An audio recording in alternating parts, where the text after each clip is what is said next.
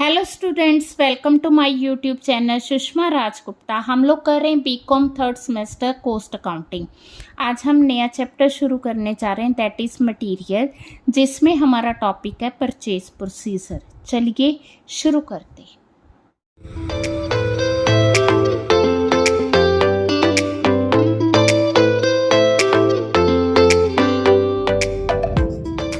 हाँ जी, सबसे पहले रॉ मटेरियल होता क्या है।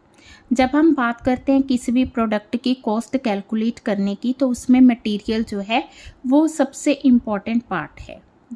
मटेरियल ही है जिससे फिनिश प्रोडक्ट तैयार किया जाता है। ठीक है जी। तो मटेरियल को आगे डिवाइड किया गया है। ठीक है, सबसे पहले रॉ मटेरियल क्या है? It is the basic material, है ना, जिससे फिनिश प्रोडक्ट तैयार किया जाता है। जैसे जूट हो गया, कॉटन होगी, है ना, स्टील हो गया, टिम्बर हो गया। देन आगे कंपोनेंट जो है रॉ नहीं होते, मींस ये कुछ फिनिश्ड पार्ट्स होते हैं जिनसे फिनिश प्रोडक्ट बनाया जाता है। जैसे साइकिल इंडस्ट्री है, उसमें टायर्स और tubes, these are not raw material but these are called components. हाँ जी। देन आगे टूल्स वो है जो कि मैन्युफैक्चरिंग ऑपरेशन में यूज्ड किए जाते हैं। जैसे हैमर हो गया, स्क्रू ड्राइवर हो गया, ड्रिल्स होगी, माइलिंग कटर्स होगी। देन आगे स्पेयर पार्ट्स क्या है? किसी भी प्लांट एंड मशीन को मेंटेन करने के लिए यूज़ किए जाते हैं। देन है कंज्यूमेबल स्टोर्स आइटम्स है जो कि मशीन्स की स्मूथ रनिंग के लिए यूज़ की जाती हैं। तो मटेरियल में डायरेक्ट मटेरियल आ गया, इनडायरेक्ट मटेरियल आ गया। हमने लास्ट चैप्टर में भी किया था। मटेरियल वो जो important part of finish product है उसे डायरेक्ट मटेरियल कहते हैं। ठीक है, तो डायरेक्ट मटेरियल वो है जिसे हम उस प्रोडक्ट में देख सकते हैं। जैसे इस बुक के लिए पेपर क्या हो गया? डायरेक्ट मटेरियल हो गया। ठीक है, इनडायरेक्ट मटेरियल क्या है? वो जिसे हम फिनिश प्रोडक्ट में नहीं देख सकते, है ना, इसको कन्वीनियंटली हम लोग अलोकेट नहीं कर सकते। ठीक है, जैसे इस बुक के लिए ग्लू यूज़ की जाती है, तो ग्लू क्या हो गया? Indirect material. पेपर क्या हो गया? Direct material. हाँ जी। परचेज प्रोसीजर को कवर करने के लिए परचेज डिपार्टमेंट बनाया जाता है। आप देख लो, कोई भी ऑर्गेनाइजेशन, चाहे छोटा चाहे बड़ा, चाहे हम बात करें स्कूल की चाहे कॉलेज की, तो मटेरियल तो परचेज करना ही पड़ता है, जिसके लिए एक परचेज डिपार्टमेंट होता है। ठीक है, परचेज डिपार्टमेंट का किसी भी ऑर्गेनाइजेशन में इम्पॉर्टेंट रोल है। ठीक है, तो ये मैन्युफैक्चर, क्वालिटी, कॉस्ट, एफिशिएंसी, इन सबको कंट्रोल करता है। इसका मेन पर्पस मटेरियल को परचेज करना, सप्लाई करना, सर्विसेज प्रोवाइड करना होता है। तो परचेजिंग जो है इसका मेन फंक्शन है। तो इस डिपार्टमेंट का जो हेड होता है उसे हम परचेज मैनेजर या सप्लाई मैनेजर या चीफ बायर कहते हैं। ठीक है, तो क्यों ज़रूरत पड़ती है? यहाँ पे क्वेश्चन आ गया, why there is a need of purchase department in each and every organisation. क्यों ज़रूरत पड़ती है? इसलिए पड़ती है ताकि जो है रॉ मटेरियल कॉन्टीन्यूस अवेलेबल रहे। ठीक है, ताकि हमें जो गुड्स परचेज करनी है इकोनॉमिक प्राइसेस पे मिल सके, ताकि हमें रीजनेबल क्वांटिटी मिल सके, ताकि मटेरियल की क्वालिटी भी अच्छी हो। ठीक है, सप्लायर के साथ अच्छे रिलेशंस हो सके, ताकि हमें अल्टरनेट सोर्स ऑफ सप्लाई मिल सके। ठीक है, स्मूथ डिलीवरी ऑफ मटेरियल हो। ठीक है, और इसके अलावा यह है इंफॉर्मेशन सेंटर की तरह यूज़ किया जाता है। हाँ जी। नेक्स्ट आ गया हमारा सेंट्रलाइज्ड परचेसिंग। छोटे छोटे से टॉपिक है, 5 मार्क्स में भी आ सकते हैं, 15 में, मतलब छोटे छोटे टॉपिक्स करके आ सकते हैं। तो ये क्वेश्चंस आपने इसी तरह से लर्न करने हैं। सेंट्रलाइज्ड परचेसिंग होती है कि जो परचेजिंग एक ही जगह पे पूरा ऑर्गेनाइजेशन है, ऑर्गेनाइजेशन के बहुत डिपार्टमेंट्स हैं, बट जो परचेजिंग की जाती है वो एक सेंट्रल लेवल पे की जाती है, उसे हम सेंट्रलाइज्ड परचेजिंग। ये नहीं है कि ये अपनी परचेजिंग कर रहा है, ये अपनी कर रहा है, ये अपनी कर रहा है, नहीं। एक परचेज डिपार्टमेंट होता है जो सारे डिपार्टमेंट्स की रिक्विजिशन लेकर उनकी रिक्वायरमेंट के अकॉर्डिंग गुड्स को परचेज करता है, उसे हम सेंट्रलाइज्ड परचेजिंग कहते हैं। ठीक है। तो ऑर्गेनाइजेशन छोटा है तो सेंट्रलाइज्ड परचेजिंग बेस्ट है, बट अगर साइज बड़ा है ऑर्गेनाइजेशन का देन जो है डिसेंट्रलाइज्ड परचेजिंग ही सही रहती है। डिसेंट्रलाइज्ड मतलब हर एक डिपार्टमेंट अपने लिए अलग से गुड्स परचेज करता है। अब सेंट्रलाइज्ड का क्या फ़ायदा है, इससे मटेरियल एक ही जगह पे खरीदा जाता है तो ट्रेड डिस्काउंट ज़्यादा मिलता है। ठीक है, क्योंकि एक ही जगह पे परचेज डिपार्टमेंट होता है तो परचेज डिपार्टमेंट में जो पर्सन्स अपॉइंट किए जाते हैं, ऑफिसर्स अपॉइंट किए जाते हैं, दे आर एक्सपर्ट्स। ठीक है, परचेजिंग पे कंट्रोल होता है। ये नहीं है कि अननेसेसरी गुड्स खरीदी जा रही हैं, ये भी नहीं है कि डुप्लीकेशन हो रही है, ये भी वही चीज़ खरीद रहा है, ये भी वही चीज़, ऐसा कुछ नहीं है। ठीक है, all records are kept at one place. Centralised purchasing से यूनिफॉर्म परचेजिंग पॉलिसीज बनाई जाती हैं। वही पॉइंट आ गया जो अभी मैंने बताया, डुप्लीकेशन ऑफ एफर्ट्स। यहाँ पे एफर्ट्स की बात की है कि जैसे ए डिपार्टमेंट है, उसने गुड्स खरीदी, पहले उसने रेक्विजिशन मंगाई, रेक्विजिशन सेंड की, कोटेशंस मंगवाई, फिर उसने गुड्स ऑर्डर की, फिर पेमेंट की, फिर बी डिपार्टमेंट ने सेम प्रोसीजर किया, फिर सी ने किया, तो डुप्लीकेशन ऑफ एफर्ट्स हो रही है ना। एफर्ट्स हर एक डिपार्टमेंट सेम कर रहा है, उसकी जगह एक ही डिपार्टमेंट हो, वो रेक्विजिशन लेके कोटेशंस मंगवाए, फिर ऑर्डर प्लेस करे, फिर पेमेंट करे, तो उससे क्या होगा, टाइम भी सेव होगा, पैसे भी सेव होंगे। ठीक है, प्रोडक्शन और सर्विस डिपार्टमेंट्स में क्या होता है, आपस में कोऑर्डिनेशन बना रहता है, इससे वेंडर को भी फ़ायदा है। अगर पहले ए डिपार्टमेंट ने गुड्स मंगवाई, पहले वो गुड्स भेज रहा है, फिर बी ने मंगवाई वो भेज रहा है, सी ने मंगवाई वो भेज रहा है, तो इससे जो वेंडर है, सेलर है, उसको भी फ़ायदा है। नुकसान क्या है, कई बार क्या होता है कि ए डिपार्टमेंट को इमीडिएट गुड्स चाहिए, अब वो गया परचेज डिपार्टमेंट के पास, परचेज डिपार्टमेंट कहता है जी मैं तो 10 दिन बाद ही ऑर्डर करूँगा, तो डिले भी हो सकती है। ठीक है, अगर जो ब्रांचेस है वो अलग अलग जगह पे है तो फिर इसका कोई फ़ायदा नहीं है, कई बार मिसअंडरस्टैंडिंग हो जाती है। हाँ जी, नेक्स्ट हम कर रहे हैं functions of a purchase department.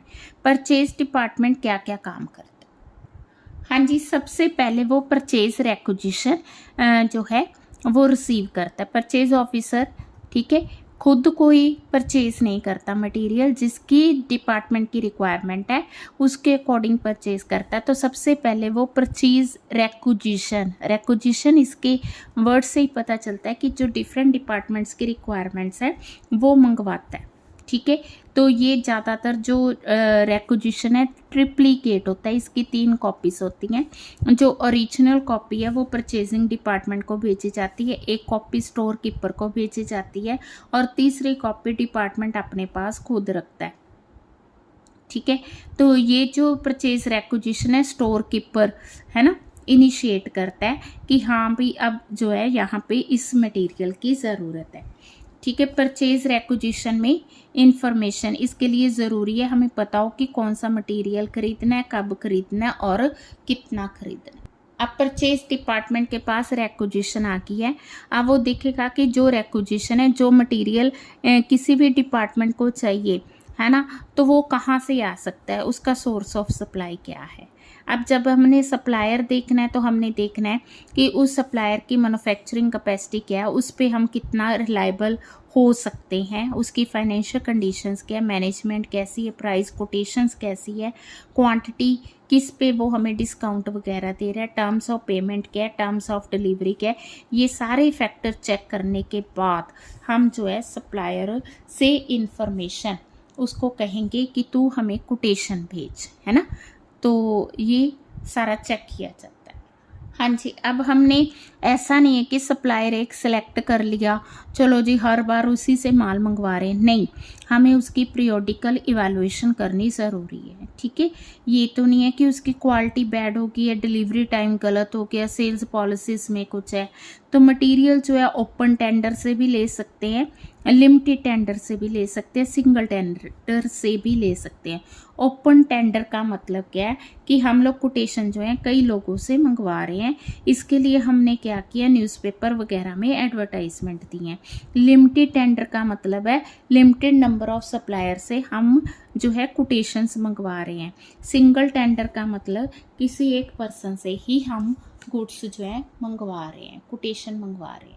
अब हमने कोटेशंस को जो है इवेलुएट कर लिया, हमने देख लिया कि कौन सा पर्सन है, किससे गुड्स लेने का फ़ायदा, किससे नहीं फ़ायदा। अब इसके बाद हम लोग परचेज़ ऑर्डर करेंगे। अब जो परचेज़ ऑर्डर करेंगे वो 3 से लेके 5 कॉपीज़ हम तैयार करेंगे। ओरिजिनल कॉपी जो सप्लायर के पास रहेगी, एक रिसीविंग डिपार्टमेंट के पास होगी, एक जिसने रेक्विजिशन भेजी है उसके पास, एक अकाउंटिंग डिपार्टमेंट के पास, और लास्ट कॉपी परचेज डिपार्टमेंट के पास रहेगी इन फ्यूचर रेफरेंस के लिए। हाँ जी, ये स्पेसिमन है परचेज ऑर्डर का। ठीक है, अब जी हमने परचेज ऑर्डर दे दिया, ये नहीं है कि ऑर्डर करके चुप करके बैठ जाएंगे। We will have to do regular follow up of the purchase order, ये देखने के लिए कि टाइम पे माल आ रहा है या नहीं आ रहा। अगर नहीं आ रहा तो फिर हम लोग जो है सप्लायर को कॉल करेंगे कि डिले है तो क्यों है। ठीक है जी। अब मटेरियल पहुंच गया तो फिर हम क्या करेंगे, सबसे पहले उसको रिसीव करेंगे, रिसीव है ना, उसकी परचेज ऑर्डर फाइल्स को मेंटेन करेंगे, रिसीव करेंगे, अनलोड करेंगे, मतलब है ना, अगर उसकी जो लोडिंग की हुई है ऑलरेडी किसी भी व्हीकल पे है, ट्रक पे है, तो उसकी अनलोडिंग की जाएगी, ट्रेन पे है, ठीक है, अनपैक किया जाएगा, खोल लिया जाएगा, फिर उसकी क्वांटिटी चेक की जाएगी और फिज़िकल कंडीशन देखी जाएगी। भी जो क्वांटिटी हमने मांगी थी उतनी है, उसके बाद उसकी फ़िज़िकल कंडीशन क्या है, उसके बाद उसकी क्वालिटी, पहले क्वांटिटी, पहले तो अनलोड किया, अनपैक किया, फिर उसकी क्वांटिटी देखी, फिर फिज़िकल कंडीशन, फिर क्वालिटी चेक करेंगे। हाँ जी, सारा कुछ करने के बाद गुड्स रिसीव नोट तैयार किया जाएगा जिसकी 5 कॉपीज होंगी। एक कॉपी जो है रिसीविंग डिपार्टमेंट के पास होगी और 4 कॉपीज जो है स्टोर कीपर के पास भेज दी जाएंगी। वो क्वांटिटी चेक करेगा, क्वांटिटी जो नोट में दी गई है, फिर वो उन 4 कॉपीज को साइन करेगा। एक कॉपी वो अपने पास रखेगा, 3 कॉपीज वो 3 कॉपीज में से एक परचेज डिपार्टमेंट को, एक अकाउंट्स डिपार्टमेंट को और एक उस डिपार्टमेंट को जिसने हमें क्या दिया था, रेक्विजिशन दिया था। ठीक है, गुड्स आ गई हैं, रिसीव हो गई हैं। अब हम जो है बिल ऑफ पेमेंट करेंगे। ठीक है, मटेरियल रिसीट्स अकाउंटिंग डिपार्टमेंट को दी थी ना, अकाउंटिंग डिपार्टमेंट को दी थी, वो सारा चेक करेगा, अरिथमेटिक एक्यूरेसी बिल की। अब बिल तो किसी ने चेक नहीं ना किया, तो अकाउंटिंग डिपार्टमेंट उस बिल की ऑथेंटिसिटी और अरिथमेटिक एक्यूरेसी को चेक करेगा। ठीक है, देखेगा ट्रेड डिस्काउंट सही है, क्वांटिटी डिस्काउंट जो कहा था वो मिला है, कैश डिस्काउंट मिला है, ट्रांसपोर्ट चार्जेस कितने लगाए गए हैं, इंश्योरेंस चार्जेस सप्लायर ने पे किए या नहीं, जीएसटी एक्सक्लूडेड है या इंक्लूडेड है, इंटरेस्ट कितना ड्यू है, कॉस्ट ऑफ कंटेनर क्या है, वो सारा चेक करेगा। कौन? Accounts department. हाँ जी, देखो हमारे पास 2 सप्लायर हैं, सप्लायर ए है, सप्लायर बी है। अब हम लोगों ने इनसे टेंडर इनवाइट के कोटेशंस रिसीव किए हैं। तो सप्लायर ये कहता है कि मैं जो है प्रोडक्ट रेट 2 रुपये लगाऊंगा, ट्रेड डिस्काउंट 10% दूंगा, कैश डिस्काउंट दूंगा अगर बिल जो है फोर्टनाइट पे करते हो, ट्रांसपोर्ट चार्जेस मेरे इतने हैं। अब पॉइंट ये है कि हमने कितनी गुड्स की जो है कोटेशन मंगवाई है, हमने 5000 यूनिट्स हमें हर महीने चाहिए, है ना। क्वालिटी दोनों सप्लायर की सेम है, अदर कंडीशन सेम है। ठीक है, तो हमें पूछा गया कि इन दोनों में से हम किसका ऑर्डर एक्सेप्ट करें। ठीक है, तो एक और पॉइंट इन्होंने कहा है कि factory 50% of its bill pay every Fortnite, सारे बिल्स नहीं पे करती, 50% बिल्स जो है फोर्टनाइट मतलब 15 दिनों बाद पे करती है। पहले हम बात करेंगे सप्लायर ए की। जो सप्लायर ए है वो हमें प्रोडक्ट दे रहा है 5000 units at the rate of 2 per unit, कितने की होगी? 10,000। ठीक है, अब इस पे हमें क्या मिल रहा है? Trade discount. ट्रेड डिस्काउंट मिल रहा है हमें 10%। हाँ जी, कितना हो गया 1000, 9000 आ गई ये कॉस्ट। फिर हमें पड़ रहे हैं ट्रांसपोर्ट चार्जेस। ट्रांसपोर्ट चार्जेस कितने पड़ रहे हैं हमें, 100 यूनिट्स का 1 रुपया, तो 5000 के आएंगे 1/100 इंटू 5000, ये आ गया 50, 9050। ठीक है, वो कहता है cash discount 5% if bill paid fortnight. हम सारा बिल तो नहीं फोर्टनाइटली पे करते, हम इसका ठीक है 50% करते हैं, तो जितना करते हैं उसका 5% डिस्काउंट आएगा। ठीक है, हाँ जी, ये आ गया 226.25 और इनकी कोटेशन है इतने रुपए की। ठीक है, अब हम बात करेंगे सेकंड सप्लायर की। हाँ जी, सेकंड वाले ने हमें कहा था जो गुड्स देंगे वो देंगे एट द रेट ऑफ 160। हाँ जी, उसने कहा कि अगर आपने 1000 तक मंगवानी है तो 1 रुपीज़ 80 पैसा, अगर आपने 1000 से ज़्यादा यूनिट्स मंगवानी है तो 1 रुपीज़ 60 पैसा। 6% interest will be added if bill is not paid within fortnight. ठीक है, तो ट्रांसपोर्ट चार्जेस इसने 3 रुपीज़ फॉर 100 यूनिट्स दी। हाँ जी, ये अमाउंट आ गई हमारी 8000, कोई डिस्काउंट नहीं, ट्रेड डिस्काउंट नहीं है। देन आगे ट्रांसपोर्ट चार्जेस। ट्रांसपोर्ट चार्जेस उसने कहा है कितने, 3 रुपीज़ फॉर 100 यूनिट्स। ठीक है, तो 5000 का 3/100 इंटू 5000 इट इज़ 150, 8150। अब उसने कहा था कि इंटरेस्ट पड़ेगा 6%, तो हम सारा तो फोर्टनाइट पे नहीं करते, हाफ ही फोर्टनाइट पे करते हैं, तो इसका हाफ आ गया ये 6% पर एनम। हम बात कर रहे हैं फोर्टनाइट होता है हाफ मंथ 15 डेज। ठीक है, तो 1/2 इंटू 12। ठीक है, क्लियर है। तो ये मैंने कैलकुलेट किया, इट इज़ 10 रुपीज़ 20 पैसा। तो कहने का मतलब ये है कि ये हमें टोटल कॉस्ट पड़ रही है 8160। तो ये कॉस्ट पड़ रही है 88। तो किसकी कॉस्ट कम है, बी की। तो कहाँ पे ऑर्डर प्लेस करेंगे, बी को हम ऑर्डर प्लेस करेंगे। हाँ जी, बहुत ही छोटा सा क्वेश्चन है बट एक बार 5 मार्क्स में आया हुआ है। ये एग्जैक्ट नहीं आएगा, थोड़ा चेंज करके आ जाएगा। 2 सप्लायर है, पहला कह रहा है कि मैं 4 रुपये 20 पैसे पर यूनिट के हिसाब से गुड सेंड करूँगा। दूसरा कह रहा है कि मैं 4 रुपये के हिसाब से करूँगा बट 2000 जो है फिक्स्ड चार्जेस मैंने लेने ही लेनी है। अब वो पूछ रहा है कि किसके पास ऑर्डर प्लेस करना चाहिए और कितनी क्वांटिटी का ऑर्डर। क्वांटिटी भी हमें नहीं दी हुई। ठीक है, अब पॉइंट ये है कि दोनों के रेट में डिफरेंस कितना है, 20 पैसे का, और फिक्स्ड चार्जेस कितने 2000। ठीक है, हाँ जी, प्राइस में डिफरेंस कितना आ रहा है, 4 रुपीज़ 20 पैसा माइनस 4 रुपीज़ इट इज़ 20 पैसा। अगर हम फिक्स्ड चार्जेस की बात करें तो फिक्स्ड चार्जेस वो कितने ले रहा है, वो ले रहा है हमारे से 2000 रुपीज़। ठीक है, तो अगर हम 2000 को 0.20 से डिवाइड करेंगे तो हमारे पास आ गई 10,000 यूनिट्स। तो कहने का मतलब ये है कि 10,000 यूनिट्स तक हमें जो है 4 रुपीज़ 20 दोनों बराबर है। हाँ जी, 10,000 पे दोनों सेम रेट आएगा, करके देख लेते हैं। 10,000 यूनिट्स पे अगर हम 4 रुपीज़ 20 पैसे के हिसाब से देखें तो ये बन गया 42,000। ठीक है जी, अगर हम 4 रुपीज़ के हिसाब से देखें तो ये आ गया 40,000 प्लस 2,000 फिक्स चार्जेस 42,000। ठीक है, अगर लेस देन 10,000 है, ठीक है, तो ये हमें सस्ता पड़ेगा।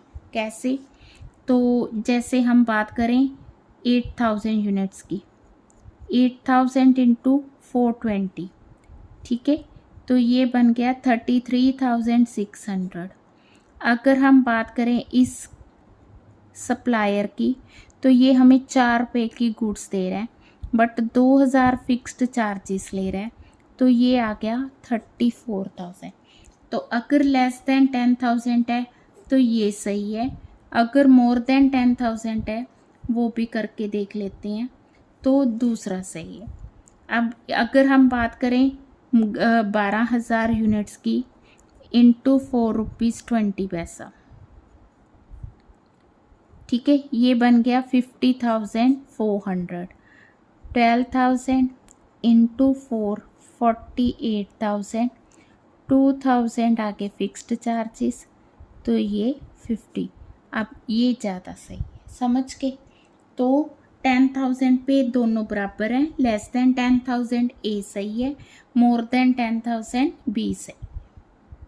हाँ जी, बहुत छोटा सा क्वेश्चन है, 5 मार्क्स का क्वेश्चन बन रहा है, ठीक है। तो इस तरह से जो थ्योरी भी करनी, प्रैक्टिकल्स भी करने हैं, ठीक है। वीडियो अच्छी लगी वीडियो को लाइक करें, चैनल को अभी तक नहीं सब्सक्राइब किया तो ज़रूर सब्सक्राइब करें, ज़्यादा से ज़्यादा शेयर करें। Thank you.